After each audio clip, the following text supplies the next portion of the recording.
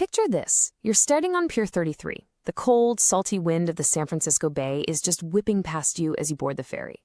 Today, surrounded by crowds with their cameras, Alcatraz feels like just another fascinating tourist spot.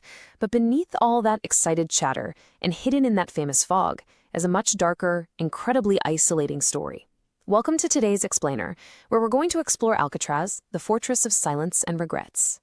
Now, to really grasp the gravity of this place, we can't just look at old blueprints or rattle off dates. We need to see it through the eyes of someone who actually lived and breathed that heavy atmosphere. Meet Leo. He's a retired prison guard who walked these very halls back in the late 1950s. And for him, the ominous mystery of the island was pretty simple. As he famously put it, nobody ever truly conquered the rock. It just instantly sets the tone for exactly what we're uncovering today. You see, to the people stationed out there, Alcatraz wasn't just a building. While tourists today see a cool historical point of interest, Leo saw a grim, totally unforgiving reality. Literally a fortress of silence, iron, and regrets. Whenever he rode that ferry back to the island for a shift, watching the rock loom out of the morning fog, it didn't look like a landmark. To him, it looked like this old, gray battleship, permanently anchored in the bay, specifically designed to break the spirits of the men trapped inside. Section 1. Return to the Rock, the haunting ghosts of the past. Just imagine stepping through those incredibly heavy steel doors of the cell house right alongside Leo. The second you cross that threshold, all that modern-day tourist chatter, it completely fades away. Suddenly, you're transported right back in time. For Leo, returning means reliving a very specific, chilling memory, the unforgettable sound. It was the heavy, simultaneous clang of the iron bar locking every single cell in a row at the exact same time. Leo notes that it's one of those sounds that, once you hear it, you just never ever forget. It was the terrifying sound of absolute finality, echoing down those concrete walls. Section 2. The End of the Line, 1934 to 1963. During its operational run from 1934 to 1963, Alcatraz wasn't just another penitentiary, not even close. It earned this notorious reputation as the absolute final destination for America's most dangerous criminals.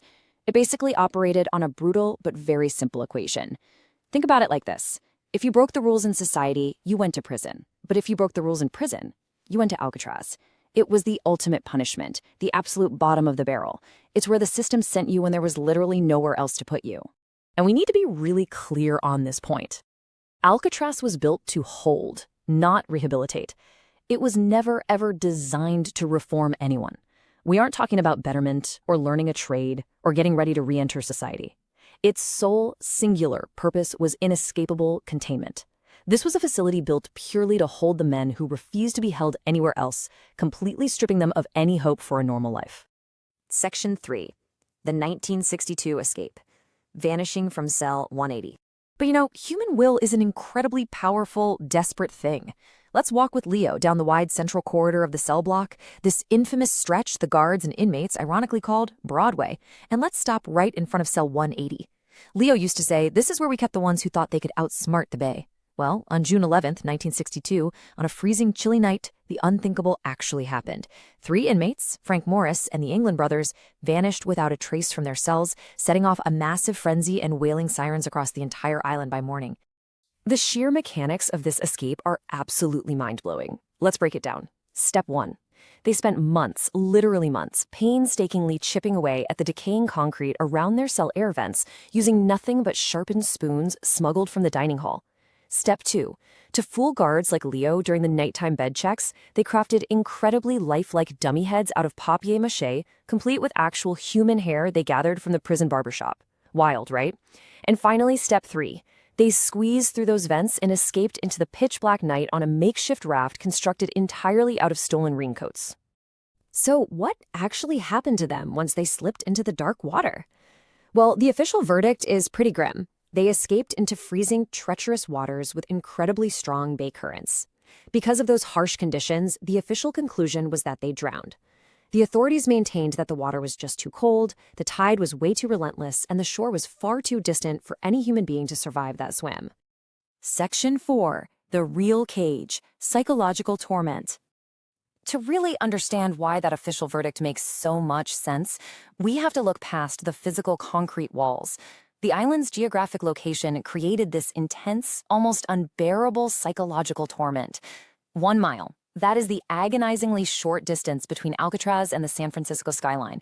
Just a little over a single mile. Imagine being locked inside a cold, damp cell, knowing that civilization, life, and freedom are sitting right there in front of you.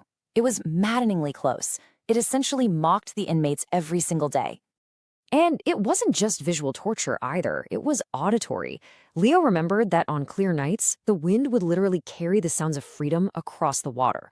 We're talking faint music from yacht parties, the sound of people laughing, even the honking of car horns drifting directly into the cell blocks. Imagine that. It was a cruel, inescapable daily reminder of the vibrant life and the precious freedom these men had lost.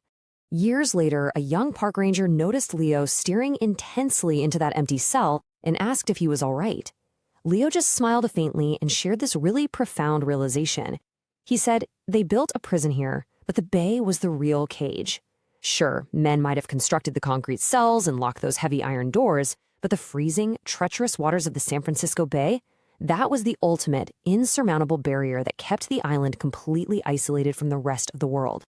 So, as Leo turns and walks back out into the sunlight, leaving the cold shadows of the prison preserved forever in that San Francisco fog, we're left with one enduring enigma. Did the Bay actually claim Frank Morris and the Anglin brothers on that chilly night in 1962? Or did they somehow achieve the absolute impossible and outsmart the Rock? It's a mystery that still gives us chills today. Thanks so much for joining me for this explainer. Keep asking questions, keep digging for the truth, and I'll see you next time.